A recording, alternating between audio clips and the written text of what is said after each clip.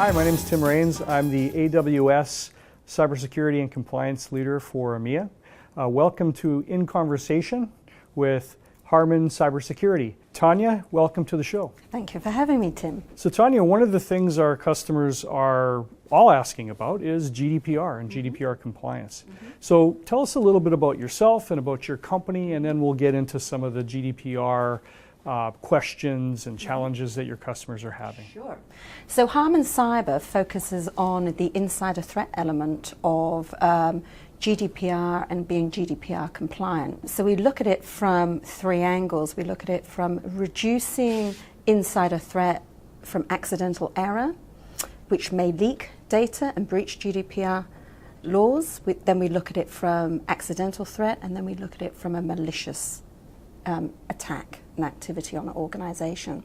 And we do that through three different streams of content. The first one is looking at data compliance, data processes, and where critical data is held within the company, how companies are using it, how people are flowing to and fro, saving and storing that information. And that allows us to lock down that critical data and reduce the amount of people who have access to it, because it's 90% of threats actually stem from insider threat of some sort. The second element, we look at the education of staff, so making sure that the staff are fully aware of what GDPR means, what data management means, what their role in it is. If they're a data controller and they handle that data, what do they need to be concerned about in terms of how they're storing, accessing. We also train them to be able to answer any questions that a data subject may ask about how are you storing, what are you doing with my information.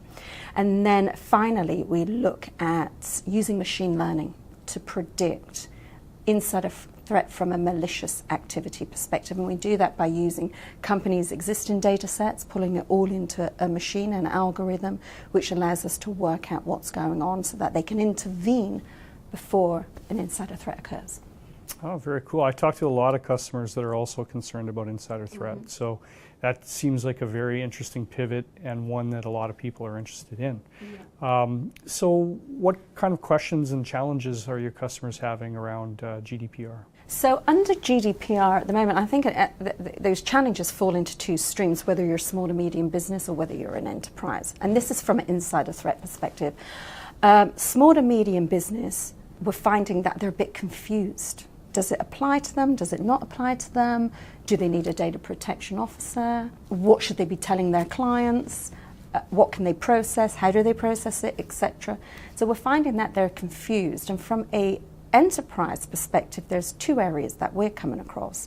First of all, we're finding that from a GDPR perspective, at the upper level, they've kind of got it bedded down and they've got all the education there, but they're also aware that they haven't actually filtered that throughout the workforce. So we're finding that they're concerned about GDPR compliance being rolled out throughout the whole workforce. And at the same time, when we're looking at reducing that malicious activity, GDPR is actually getting in the way. They're fearful of putting too much monitoring mechanisms around their employees. And when you have the different divisions who have access to that critical data, like IT departments, people who have access to client records, or HR have access to employee records, we really need to be putting extra monitoring capabilities around that so that we are aware if they're likely to sabotage, destroy, steal that information and leak it, because if that actually happens, then the company is going to be up for the fines associated with GDPR. Right, really, really interesting work. And so, you know, that leads us to the big question is, how can the cloud help your customers with their concerns and their questions, and more generally, how can the cloud help with GDPR compliance? The cloud can certainly add extra layers of security to people's data and their critical information that they're trying to stop being leaked, lost, or stolen.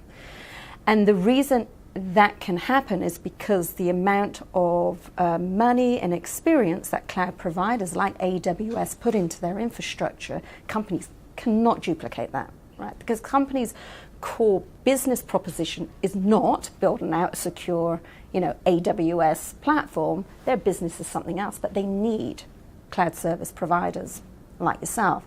So without a doubt, because security is still being deemed to be an IT problem and not a people issue.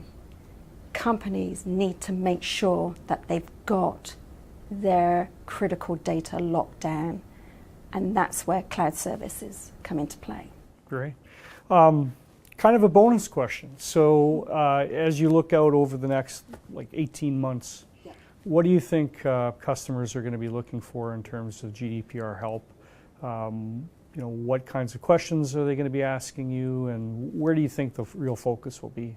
Hopefully, it is not going to be in the area of litigation, and hopefully it's going to be in the area of the education of the whole workforce, to make sure that every single thing they do, that they're extremely mindful of clicking on a malicious link. They're extremely mindful of having secure passcode. And from a cultural and a management perspective, that the business is aware that their culture and their leadership team has the capabilities of causing disgruntled employees.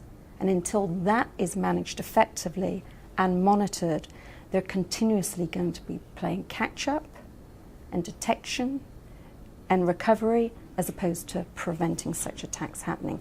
So I'm hoping that in the future, we're going to see more of a holistic approach to the security of the data, so that they do comply with GDPR, and that we're having more helpful conversations around, okay, well, how can we, improve business with other countries around the world, and that we're not in the state that we're already in, which is still playing catch-up, and 90% of attacks are instigated from within. Great. Well, thank you very much for joining us today, Tanya. Thank you very much for having me. And thank you for joining us. This has been In Conversation with Harrman Cybersecurity.